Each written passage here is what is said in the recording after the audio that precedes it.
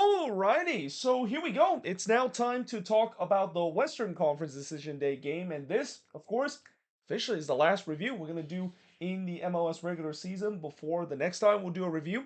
It's gonna be the playoffs. The playoffs is about to start in a couple of days. The playoffs will officially begin with the two playing game, and then the playoffs really started this next weekend with games on Friday, Saturday, Sunday, and also Monday as well. And it's gonna be a bit of a slog fans at least in the first round because have the free game series. But then after the international break is over in November, that's when things get really fast. Single elimination game, and before you know it, gonna crown potentially a new champion, or actually, we're not potentially a new champion. We will crown a new champion this season with the Galaxy being eliminated from playoff contention. But let us begin by first talk about the Western Conference playoff race because obviously that's the big storyline in terms of coming into this week in the Western Conference playoff race. Four teams vying for two spot, and one of those teams is FC Dallas. And this was a team where I, like many people, did not give them a lot of chance. I mean, this was kind of an improbable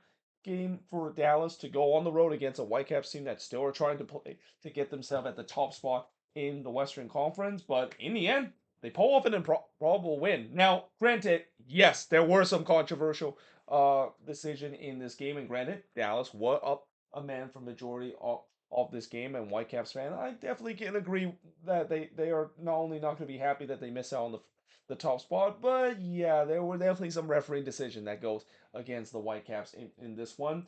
But in the first half, not much really happened early in this one, but the first controversial moment happened in the 12th minute. So Laporta, of course, got a red card in this one. VAR deemed that his foul on Sarver is considered dog. So, yeah, it feels very borderline. Like when I look on the play, there were look like another Vancouver player the track back. I mean, with the way that when Laporta brought down Sarver, and this was kind of near the right side, it wasn't really just a one where Sarver was in on goal in this one. I mean, you could definitely make the case that probably should have still stand with a yellow card as well. And again, when you go to VAR, it's all about whether or not if it's clear and obvious. And I've talked about many times before that is a really big judgment call. And apparently in this cases, the judgment says that, yeah, indeed, that of course is dog. So again, it just feel like when I look at that, it's a very gray area. I wouldn't be surprised if they overturned it, but I also wouldn't be surprised if they decided to keep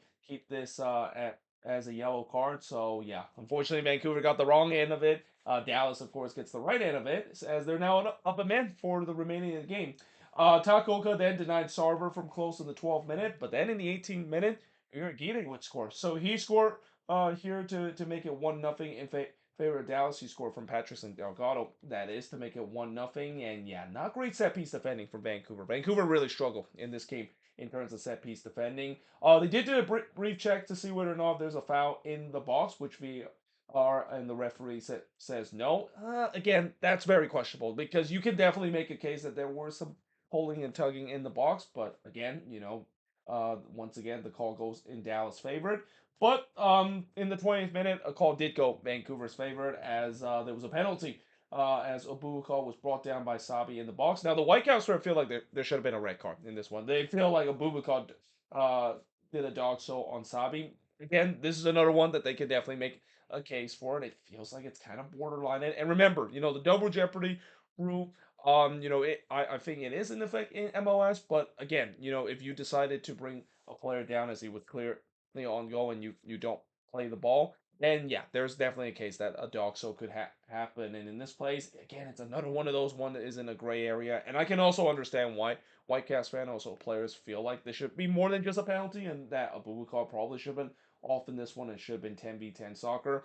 Either way, Vancouver does get the penalty, so here comes Thomas Muller to put this one away. Yeah, he usually doesn't miss from the spot, and he doesn't here. So that ties the game up at one apiece. Berhalter did look to lead, but he hits the post, and then Ocampo puts it high from long range. And this is just a reminder that despite the fact that Vancouver were down to 10 men, if you're Dallas, this is not a short thing, especially against this Whitecaps team. They have faced a lot of adversity, this Whitecaps team, and that they have been able to overcome that adversity time and time again, and they were going to try to do it again here by getting the lead. Though Julio was in on goal there, or actually no, before that he hits it wide from close range, and he was 1v1 with Takaoka, but Takaoka, as we see before this season, has been really solid. A guy that maybe could be in the run for the goalkeeper year and maybe winning it this year as well, but he absolutely robbed Julio on a 1v1 opportunity, and yeah, that is one that Julio will want to have back. Again, no Pedro Musa in this one. If Musa was in that situation, I guarantee you Musa would have buried it. I mean, Julio, he's been okay for Dallas this season, but he's not Pedro Musa. I mean, this is the game that at least in that moment you can clearly see how much they miss Pedro Musa of him suspended in this one. But we do head to halftime, tied up at one apiece. But then in the second half, Dallas would take the lead as Kayike would score from Sarver to make it 2-1 in favor of Dallas. I'm gonna say Sam Sarver, he really gives me a little bit of that Steven Lenhart vibe, and not just because of the fact that he kind of does look like Steven Lenhart, but he has that kind of aura and that kind of energy that it feels like that is kind of what Dallas needed coming into this one. With them being depleted, missing two of their most important attacking player, you need to have a guy that is going to really run through a wall and really energize this attack. And I think Sarver has done a really good job in this one. But yeah, that is also one that Taco will want to have back. I mean, with his incredible save that he made early in this one, the one that Kayike hits it wasn't really hit that well. Taco did get a hand to it, didn't quite keep it out. So yeah, Dallas retake the lead. Ahmed did look to respond right away, but he hits it right to Collodi before Bagwell would hits it right to Collodi in the 59-minute. Vancouver definitely started to control this game. Again, they're down to 10 men, but I'm not surprised they're controlling this game again. They're going to push to try to get at least a draw so they can secure a top spot. Then there was another huge shot for a penalty for Vancouver not given. Collodi then denied Badwell from close, and then Badwell puts it wide from close in the 79th minute. And not only puts that one wide, he missed an absolute hitter from 5 yards out. That is one that Badwell will want to have back, and one that again we've seen before this Whitecaps team. It doesn't matter who it is with this team. It's all about that next man up mentality that Jasper Sorensen side has really adapted very well. And here, yeah, Baba would absolutely want to have this one back. It was just one of those nights that it looks like, despite the Whitecaps having a lot of chances, they simply cannot show their clinical finishing. Where I heard that story before. Oh yeah, isn't that the story we saw for majority of the Eastern Conference Decision Day game? Again, I feel like now that feels like it's a huge main story in terms of this Decision Day game, where most of the game we saw was just because teams were being more clinical in front goal and the other team didn't, and they end up on the losing end. And part of that also is the fact that Michael Kaludi, another great game for him. He denied Berhalter from long range in the 90th minute. But yeah, in the end, Dallas, not only they hang on to get an improbable win in this one. I mean, if you as any Dallas fan and thought that this was going to be the result that they got without two of their best attacking players, they wouldn't have believed it. But here they are, not only getting the big win in this one, they're out of the playing round because the way that I mentioned in decision day, there's a possibility that they can actually still get out of the playing round, and as we'll talk about in before, they can definitely thank San Diego because of that. Yeah, they of course are going to be in the playing round in the seventh seed, which is the good news. There is a bad news though, I will say for Dallas, and I'll get to it in just a bit. But the shots in this one, 18 shots with 11 that Dallas had, 7 shots on goal for both of these teams, 2 shots off target, 6 shots on block for the two that Dallas had, and possession wise, 4% possession compared to actually 36% possession that Dallas had. I actually got the math wrong right there. But yeah, again, the good news for Dallas is that they get themselves out of the playing round. They don't have to worry about that one game playing round. The bad news is they face against the Vancouver Whitecaps in the first round of the playoffs. And I know they're gonna get both Peter Musa and Logan Farrington back in that game, but yeah, you know that deep down they're not gonna be facing a very happy Vancouver side. You know Vancouver is gonna be very upset with this resort, especially with some of the calls that goes against them. And I have no doubt that this just kind of feels like it's just one of those nights for Vancouver where unfortunately they just couldn't show their clinical finishing.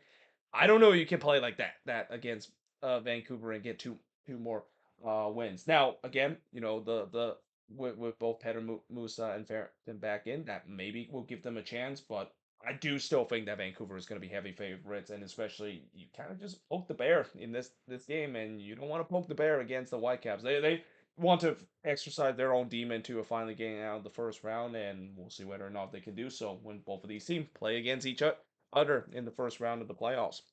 Now, moving on, in the next match is Colorado and LAFC. So this was a game where, for Colorado, believe it or not, because of what happened, also happened in the other resort, there was a chance where the Rapids could have made it to the playoffs, and they actually were going to make the playoffs with them scoring a late winner, and then they give up a late goal, and that was just absolute heartbreaking too for a Rapids side that actually played very well, especially in the second half. I also feel like this was kind of a game of two halves where the Rapids kind of didn't really show up in the second half. They were under a lot of pressure in the first. It started with Stefan denying Bawanga just 25 seconds in, as LAFC definitely controlled the game early. They were leading, though the shots though was only 2-1, 15 minutes in. Holland's head would then hits it right to Stefan before he missed wide on the header in the 19th minute. LAFC no doubt was controlling this game, pressing hard for the opener. Delgado would hits one right to Stefan, and then he denied Bawanga in the front post. So Zach Stefan definitely big in this one. He was really one of the main reasons why Colorado was in this game for as long as possible. But there was no doubt LAFC was pounding on the door. The question is, can they beat Stefan? He was definitely on his game, trying to keep this at 0-0 as long as possible. Bawanga then hits it right to Stefan before he puts it over from close in the 40th minute. But then the 42nd minute, you knew this was happening. You knew that Sung Hyun Min and Bawanga is going to combine it. It's like it's inevitable when both of those players are there because that's just been how it's been doing this incredible run that LAFC had ever since those two players have created that tantrum. But yeah, this time it's Sung, the one that scored from Bawanga to make it 1-0 in favor of LAFC.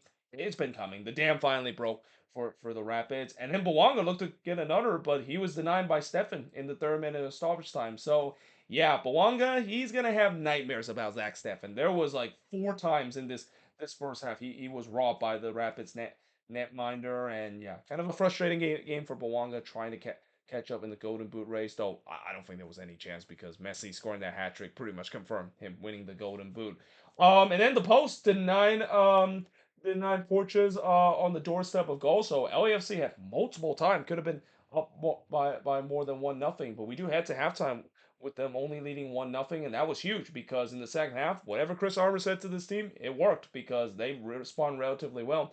Bassett would then miss wide as that was the Rapids' first shot of the game. It is hard to believe that they were really up against it in the first half. Holding would then hits it right to Larice. Now, I may be the reason why maybe the Rapids kind of got into this. Maybe LAFC kind of put their foot off the gas a little bit, knowing that again for LAFC, I think the only thing that they had to play is maybe get them in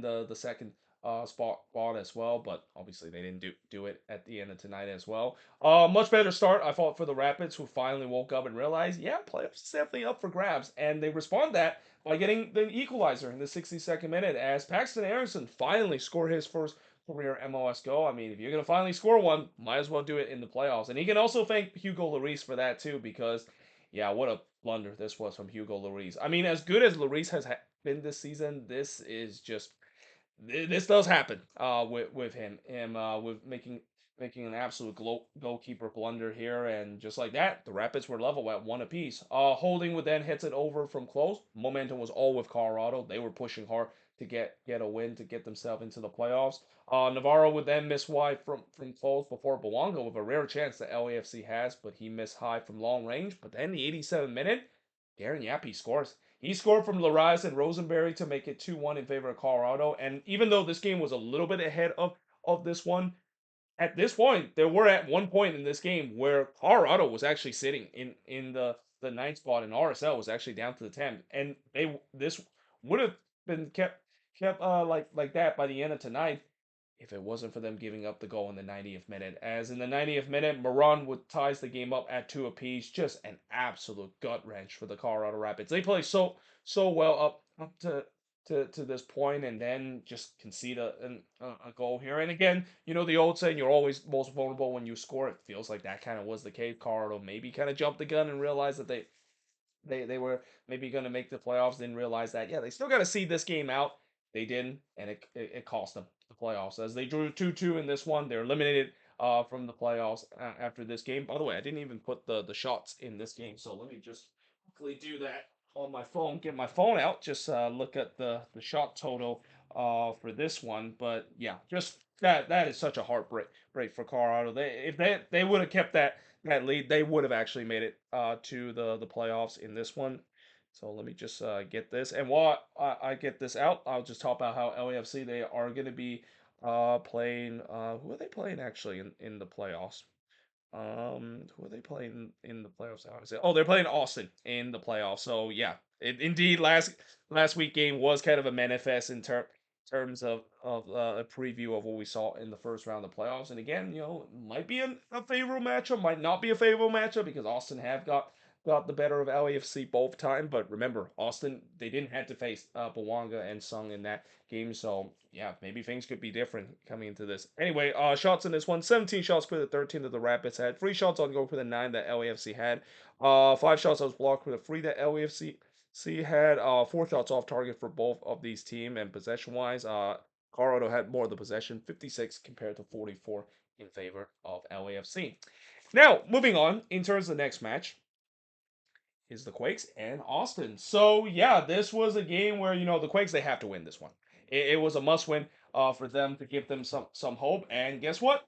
They did the job. Even though I didn't think it was gonna happen. Like when I saw how this game felt like it's a very reminiscent of what I've seen throughout the season with this Quakes team not being clinical in front of goal. I thought, yep, turn out the lights. It's definitely over. But it feels like again anytime when I doubted the Quakes, at least in the last couple of weeks, it feels like they always find a way to kind of make me eat shit and defer uh defy logic a little bit. Now in the first half, the first shot of the game did see Stuvert deny Martinez, but then it fall to Buda, who also was denied by Stuvert. Rongo would then puts it wide on the free kick. I just kind of had a feeling that oh boy, this could be a rough night for the Quakes if Stuvert once again is on his game. By the way, he's another guy that I think could be in contention for goalkeeper of the year, and won't be surprised if he does win it too, because what a year Stuvert has had. And really, after kind of a feeling out period, you just realize the Quakes they knew that they have to score an early goal to try to calm things down, but they didn't. Instead, they concede at the first goal as Owen Wolf would score from Obrian to make it 1-0 in favor of Austin. It was also the first shot for Austin as well. And while it was a banger there from Owen Wolf, not great defending whatsoever from the Quakes. Lot of ball watching defending there, and again, that's the last thing the Quakes need to do in a must-win game like that. You just cannot concede the first goal, especially with this team doesn't have at times the inability to come from behind. So yeah, just like that, it was 1-0. It looked like it tied it just 10 minutes later when Arango puts it into the back of the net. Problem was the whistle was already gone, and I kind of knew it too. I mean, the fans celebrate, but yeah, it was pretty clear that goal wasn't counted with the whistle already sounded before Arango puts it into the empty net. But that also doesn't stop the fans by telling the referee that yeah, he really sucked in this game, and it was pretty loud too. But Suver would then deny Buddha from long range. Almost said Bawanga there for a second. Before Buddha had a shot that was deflected and goes wide, the Quakes were definitely pressing hard to get the equalizer. Muni would then head it wide from close in the first minute of stoppage time, but we do head to halftime with the score with Austin leading 1-0. In the second half, Stuver would deny Vieira, but then it falls right to LaRue, and he missed an absolute sitter there as it deflected wide. Again, at this point, I'm just thinking, oh boy, it's that night again. This cannot not happen once again, and the fact that it just feels like it's the story of the season for the Quakes. I even write it too. Not being clinical in the terms of finishing, it's gonna cost them a playoff spot. Martinez would then heads it wide from close. Kikanovic would then miss an absolute sitter from 4 yards out. Yeah, that's when I write. Yeah, turn out the lights. I don't think the Quakes are going to score in this one. I've seen this happen so many times, and it's just not going to happen.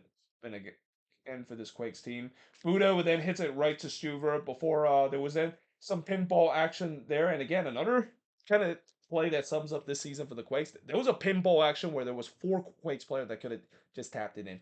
Neither of one they was able to do so. It just hits right to Stuver. But in the 75 minute, to my biggest surprise, they actually scored. Joseph Martinez, he scored from scan to make it 1-1 in this one. And to even bigger surprise, they would score again just 4 minutes later as Nico Jaqueras, his first career MLS goal, and it comes from the free kick as well. I mean, a guy that's been kind of lost in the shuffle for the Quakes. I mean, if you're gonna score your first career MLS goal, might as well do it on decision day in such a vital game. And in a blink of an eye, and really to my biggest surprise, Quakes were up 2-1 in that one. Like I couldn't believe the fact that I pretty much almost give up all hopes. The fact that the team weren't gonna make it, and again, it just feels like this is another example of the reverse psychology clearly being in play. They're really trying to prove me wrong with them coming behind to win or coming behind now, leading 2-1. Taylor did look to respond, but he hits it right to Edward Jr. And despite some late pressure from Austin, the Quakes does get the win. So they get the 2-1 win in this one. The shots in this one, I mean, overly well in favor of the Quakes. 26 shots compared to just 4 that Austin has. This feels like a little flashback in terms of last season for Josh Wolf's side, where Austin, when they're on the road, they're just kind of bunker and hope for the best. And more times than not, it actually worked last season, but yeah, it didn't work in this game. 10 shots on goal for the 2 that Austin had, 2 shots off target for the 4 that the Quakes had, 9 shots that was blocked for the none that Austin had, and possession wise, 61% possession compared to 39% possession that Austin has in this game. And so, with the Quakes winning in this one, all they need to do is hope that maybe St. Louis can get the resort against RSL to be able to get them into the playoffs, or even if Dallas can beat Vancouver. Though I was kind of more focused on this one because this was kind of more the realistic resort that the Quakes could actually somehow back their way into the playoffs. Unfortunately, it didn't happen because in the end, RSL was able to get the resort. They didn't win this game, and my goodness, they really had to survive a lot of pressure in this one. I mean, St. Louis was really going at them in this one. And if it wasn't for Rafael Cabral and the fact that St. Louis maybe waited a little too late to get that equalizer, man, if we would have played another 20 minutes in this game, I think RSL probably would have lost this one, and Quakes probably somehow would have backed their way into the playoffs. Now, in the first half, Gozo looked like he got the opener just 3 minutes in, but the problem was the flag was up for offside, so it didn't count. The post then denied Jonah from close range before Lubin would hit it wide from the free kick. Harto would then puts it over from close in the 14th minute. I thought St. Louis kind of got off to a good start in this one. Again, they have nothing to play for. They're playing the spoiler role, which is something they've been doing very good this season, and they're trying to ruin RSL chances in terms of making the playoffs. Though in the 17th minute, really against the run of plays, Olatunji would score from Gozo to make it 1-0 in favor of RSL. It came off of a lightning counterattack from RSL as well. So yeah, huge moment there for Real Salt Lake to get the 1-0 lead, doing something that the Quakes should have done in this one early as well. But in the 22nd minute, it looked like they were on thin ropes of the fact that there potentially could have been a red card for Diego Luna. And, when I look on that replay, I mean, yeah, it is definitely borderline, but I think maybe because of the fact that Luna connects the face of Durkin in more near the chest area instead of the face, I think he kind of got away with it, and there's no violent Look, if this happened, if he actually got him in the face, that's a violent conduct. That would have been a red card because you cannot get your hand in the face of an opponent, especially in an intentional way. And yeah, very lucky for Luna and certainly for RSL that they're still playing in even strength. Klaus would then miss wide from close range. St. Louis definitely shows some fight back, and now they look to tie it. But instead, in the 32nd minute, once again against the run of plays, Olatunji would score from Gonzalez to make it 2-0 in favor of RSL. Really just a carbon copy of what we saw in the first goal, coming off of a lightning transition. And just like that, RSL sit themselves in a good spot, 2-0 up in this one.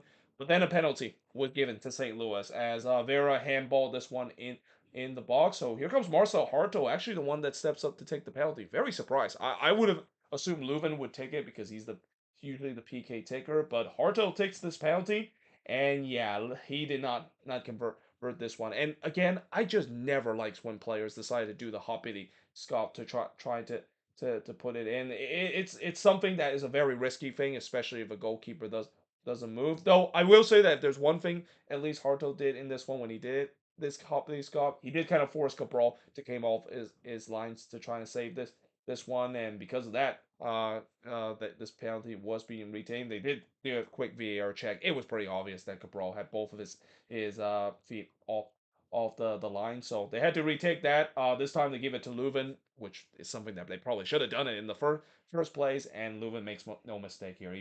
He buried this one top left bin. And even though Rafael Cabral has really become a penalty kick stopper, kind of channeling his Nick Raimondo this season, there was no way he would have saved that one. So yeah, 2-1 in this game. Leuven then looked to try to get another, but he hits it right to Cabral, and we do head to halftime with RSL leading 2-1. In the second half, Klaus would puts it wide from close before Leuven would cross it wide from long range. St. Louis kind of picked up where they left off. They continue to put some more pressure on this RSL team. And then for the second time tonight, the post denied but it falls to Horto, and somehow in some way Cabral was in the right place, right time to deny him there. And then he hits it wide from close in the 51st minute. RSL was just hanging by a thread. I mean, it was onslaught pressure for St. Louis up to this point, pushing hard to get the equalizer. Fioner would then hits it wide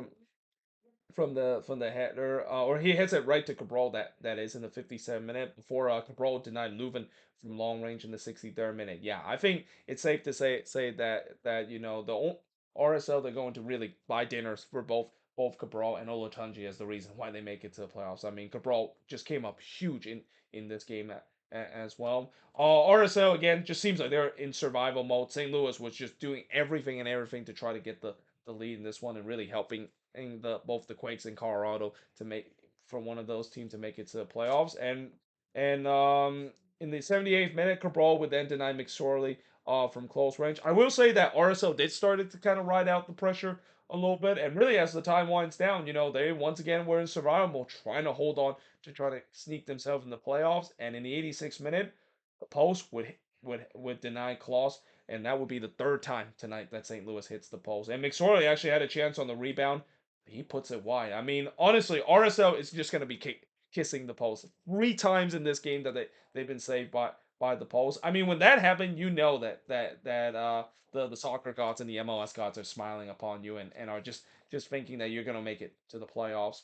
But in the 5th minute stoppage time, Agata looked like he finally put this one away. He put it into the back of the net. It looked like RSL was on their way to make the playoff. Problem was the goal, of course, was disallowed for offside. The good news for RSL is that St. Louis didn't really had too many time to try to get themselves the win and ruin RSL chance to make it to the playoffs, because in the end, RSL did it. They snuck into the playoffs just like what we saw a couple of years ago. And while this is not as incredible as what we saw a couple of years ago, where I think it was Demir Krylak that, of course, scored that late goal to sneak RSL into the playoff as a 7 seed against Sporting KC.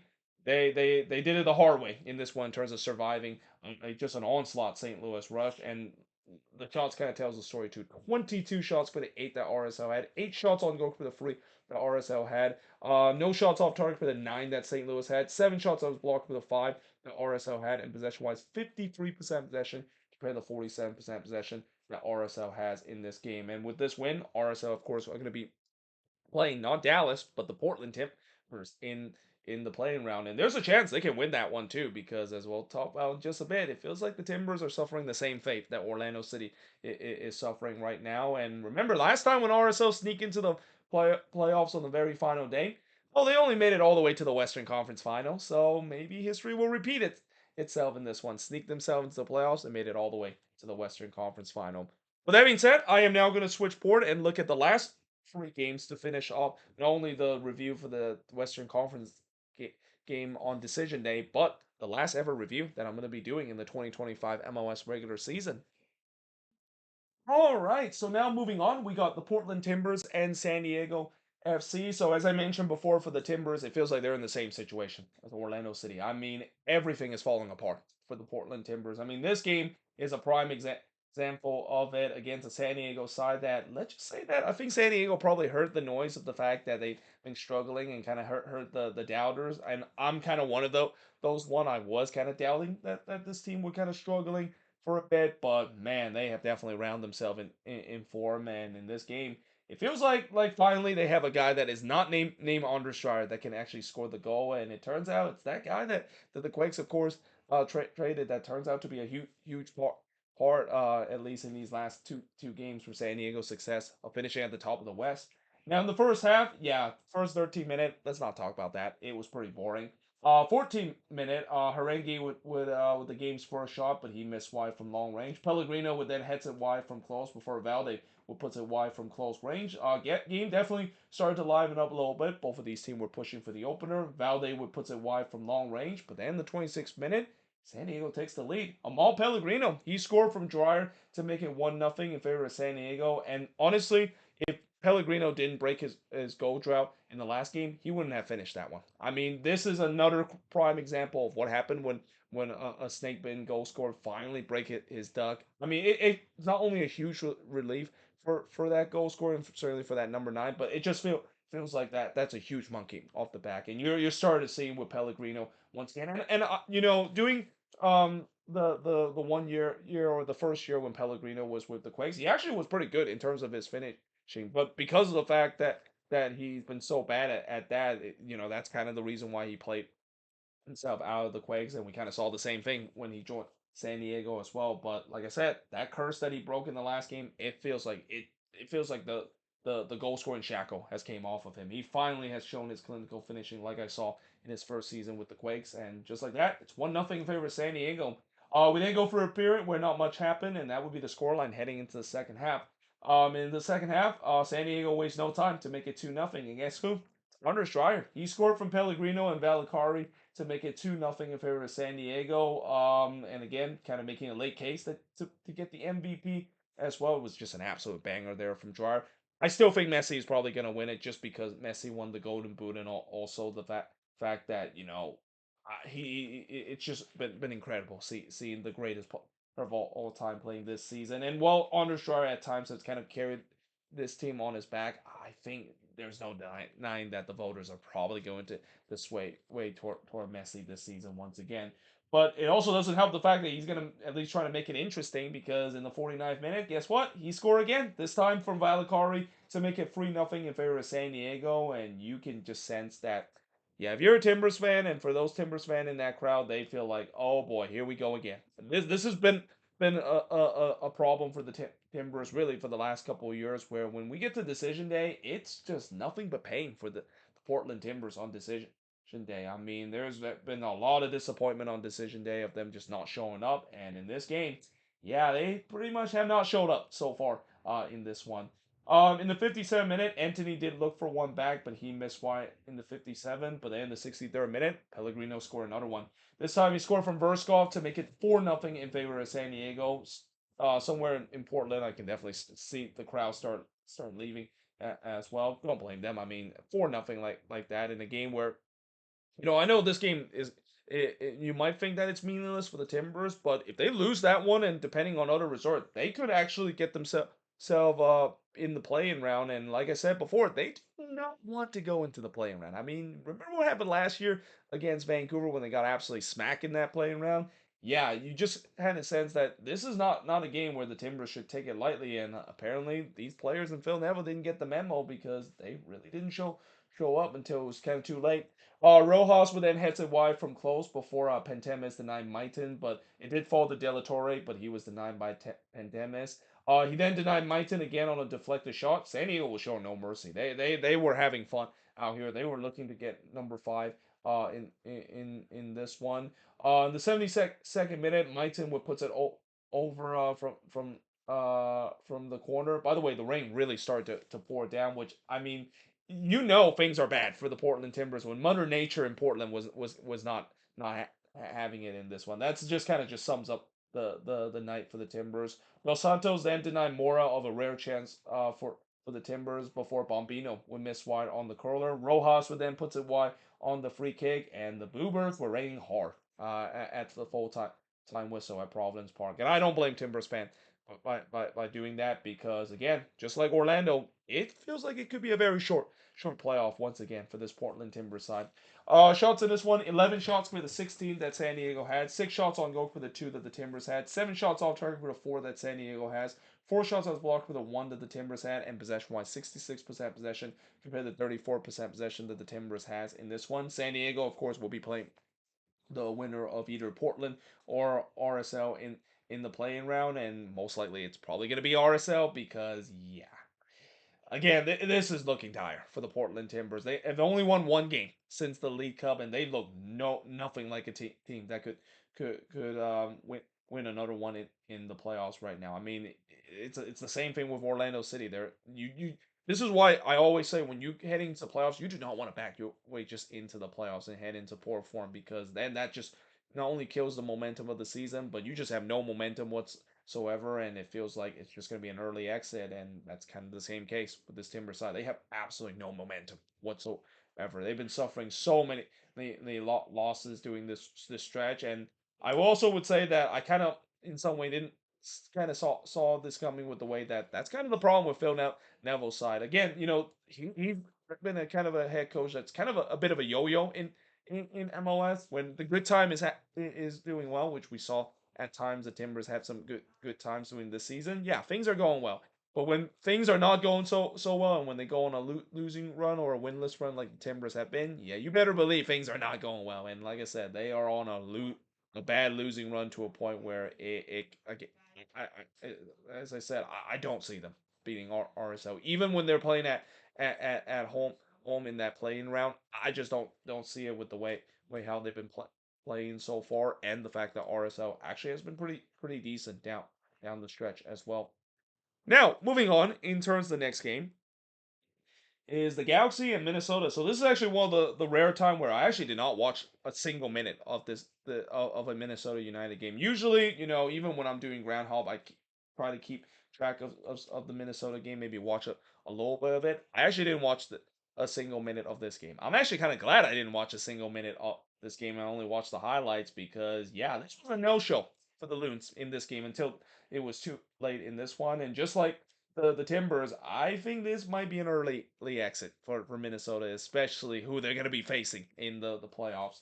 Now, in the first half, the first shot of the game did see Dane Sinclair push away Painso's shot cross before the first shot for the Loons did see Lud heads it wide from close range. But then on the second shot for the Galaxy, it's in the back of the net. It's Nascimento. He scored to make it 1-0 in favor of the Galaxy. Just so many ball watching defending for the Loons in the box. I mean, you can't do that. With how good that this team has been defending this season, it's still baffling the fact that I've seen some situation like this where they just switched off and next thing you know, they were punished because of it. Cirillo then looked for another, but he puts this one over. It's been all Galaxy up to this point. Minnesota clearly has not showed up whatsoever in this game. Once again, getting pinned deep and not able to spring the transition. I mean, that's what you need to do when you're playing against Minnesota. As long as you keep the possession and don't let them transition, they're not going to win the game or at least get a lot of chances. Dane Sinclair then denied Peck from long range before Lud hits one that was actually spilled by Mikovic, and he is very fortunate that Nelson was there to bail him out because if it wasn't for that, that would have been another gaff for Mikovic, which he's had some shaky moment this season. The Galaxy netminder.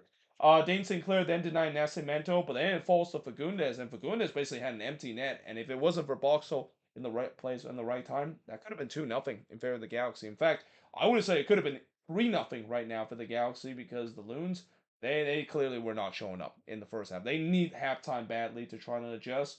Diaz would heads it over from the corner of a rare chance, but for Minnesota before Dane Sinclair tipped Peck shot over. So yeah, we do head to halftime with the Galaxy leading 1-0. Whatever Eric Ramsey said in heading into the second half, it did not work because in the 52nd minute, Josep Painto would score to make it 2-0. I mean, honestly, Painto has just been an absolute loons kill lately. His pace has just absolutely killed this team, both in this game and also in the playoffs last season as well. By the way, he actually struck the post here, but very fortunate that he got the rebound and puts it second attempt. And just like that, it's 2-0 in favor of the Galaxy. Marcanic did look to answer in the 63rd, but he puts this one over before Mikovic denied Pereira from close range. And yeah, finally they woke up. And it shouldn't take them 2-0 and 70 minutes to do so. Why in the world can they do this from minute one? Why wait until this is always the thing that frustrates me with some teams, especially with my team, the fact that why in the world are you showing the effort when it feels like the game is out of the stretch, or at least when it's started to be desperation time. Why not show that kind of mentality from minute one? Marcanic would then miss wide from close before Mikovic denied Pereira from close range. The Galaxy would kind of start to sit deep a little bit, almost kind of like going for row heave mode, trying to protect this 2-0 lead and trying to protect the clean sheet. Didn't have. It didn't work though because in the 5th minute stoppage time, Lonwane is actually credited with this goal from Pereira. I don't know how in the world Lonwane got something in the front post to sneak this one in, but nevertheless, the goal does count. It's 2-1 in this game, but I said it feels like it's too little, too late. I mean, it was only 2 more minutes late in this one, but Cerrito did get his marching order. He got a second yellow in that one, and the Loons actually had one more chance in the 8th minute. And to be fair, this almost what was the equalizer. I mean, if that was the equalizer, I would have been even more stunned than when the Quakes somehow scored two quick goals to take a 2-1 lead against Austin. When Romero of all players with an acrobatic effort, and he just missed wide. He did not miss wide by much. But nevertheless, in the end, the Galaxy deserved to win this one. They win 2-1 in this one, finish the season strong of what has just been a season from hell in terms of their defending MLS Cup campaign, and obviously they're no longer the defending MLS Cup champion as the playoffs begin. Shots in this one, 13 shots for the 11 that the Galaxy had. 4 shots on goal for the 8 that the Galaxy had. 1 shots off target for the 7 that Minnesota has. Both teams had 2 shots that was blocked and possession wise. 60% possession compared to 40% possession that Minnesota has in this one. And with Minnesota finishing in 4th place, despite having the best points total in club history, their reward is playing against the Seattle Sounders in the first round. Yeah, that team that has kind of got ownage over Minnesota. And I know this season, yes, Minnesota have beat Seattle twice in the season, but do you really think that this team can beat them twice, especially a team that wants revenge for those two wins that they had in the regular season? Yeah, just so disappointing. And I've have heard a lot of Loons fans kind of blame this downturn due to the sale of Tani Olashari. Here's the thing. I think at the end of the day, that was the right decision by the front office to decide to move on from Tani. I mean, there was no way that they were gonna hold him hostage, especially the fact that you might not even get a better offer in the winter, and the fact that you have one unhappy player down the stretch that won't able to get that chance, and if that's of course is the case, you might have a Lucho show situation or even a Duncan McGuire situation where you get a player that really wants to make the move, don't get it because the club turn it down. And yeah, I do think that in the end that was the right decision. What is not the right decision is the fact that they didn't have a backup plan for them, and the Yoboa injury that absolutely was kind of a killer because they don't really have a legit number 9 after that, and also this counter attacking style play. Well, it might work for the majority of the season. I think it's kind of been proving throughout the time, especially with how many times that this team has defended. It's gonna wear out on you, and I feel like it's kind of started to wear out on this team. And you can't always just rely on set pieces as a way to always win you games. Eventually, you're gonna kind of start to run out of luck, and yeah, that's kind of how it is. I mean, I'm not gonna question the identity that the Loons put. That's just kind of the style that Eric Ramsey wanted to do. But I think heading into next season, there's no doubt that once they might need some reinforcement on the attack as well. But also the other thing is that they need a backup plan. I think Ramsey's gotta have a backup plan and make make it more flexible, that they don't just simply defend and rely on set pieces every single time, because it's pretty clear that the blueprint of this team is out. It's been out for a while now, where all you have to do if you face against Minnesota, just don't concede on set pieces, which is easier said to be done, and then don't let them run on the transition, and you pretty much beat Minnesota because they have no way of breaking you down whatsoever. Now, moving on, finally to the last game on this board is the meaningless game between Sporting KC versus Houston. So, it's kind of fitting that the most meaningless game of this decision day turned out to be a 0-0 draw, but it's not because of lack of trying. There were actually some chances both of these teams. In the first half, Shari would hit one right to Bond before I thought the shots were one apiece, as expected. For a game that is kind of meaningless, there was really not much that happened. It did change though. Showery would puts it over from 12 yards out before Linger hits it right to post cam. Jovic would then puts one in the stands on the free kick as the chances started to come by for both of these teams trying to get themselves the opener. Ponce tried to do so, but he hits it right to post cam, and we do head to halftime scoreless between both of these teams. Now in the second half, there was no penalty that was given to the Dynamo as the flag went up before Postgame brought down Inelli. Yeah, John Postgame, he is one lucky man, because this, as I said, it's kind of sad to see what has happened to John Postgame this second half of the season. He has not really looked the same as he was in the first half, which he looked really good. I mean, here he just took too many touches, or take a bad touch there, and then by the time he's trying to get rid of this one, he Nally was there first, and he kind of caught Nally in the box. And if it wasn't for the flag came up for offside, that's a penalty, and Houston probably would have been up 1-0. Ponce would then heads it wide from close before Scamp denied Inali on the corner. And even though it was a meaningless game, Houston are not treating that way. They want to win this one to finish out the season strong. They're pressing hard to get the opener. Andrade would then hits it right to Postcam before Montes would hits it right to Bond as Sporting was trying to steal this one late. Ponce would then head it wide from close in the 6 minute stoppage time before in the 7 minute of stoppage time, Jovic would puts one that was actually redirect by Shari. I'm not quite sure was that design play, but nevertheless, Shari couldn't redirect that curler, and in the end, it ends in a scoreless draw in this one. The shots in this one, 10 shots for the 9 that Houston had, 6 shots on goal for the 2 that Sporting KC had. Both teams had 3 shots off target, 5 shots was blocked for the none that Houston had, and possession-wise, 52% possession compared to 48% possession that Sporting KC has in this game. And there's no doubt that both teams are glad the season is done. I mean, it's been a rough season for both of these teams, and both of these teams would kind of wish that they would at least finish this tough season with a win. But there you have it. There we go. That is it for the 2025 MLS regular season. Another season of me doing review on this channel is in the books. It's hard to believe that now we have done it for 7 straight years. Next year it's going to be year number 8, but we're not done when it comes to the MLS season because again, this is kind of the most fun time of the MLS season. We're getting into the playoff time, starting with the playing round, which I'll do the preview for those games in just a bit, and then of course I'll do some video related to the playoffs as well.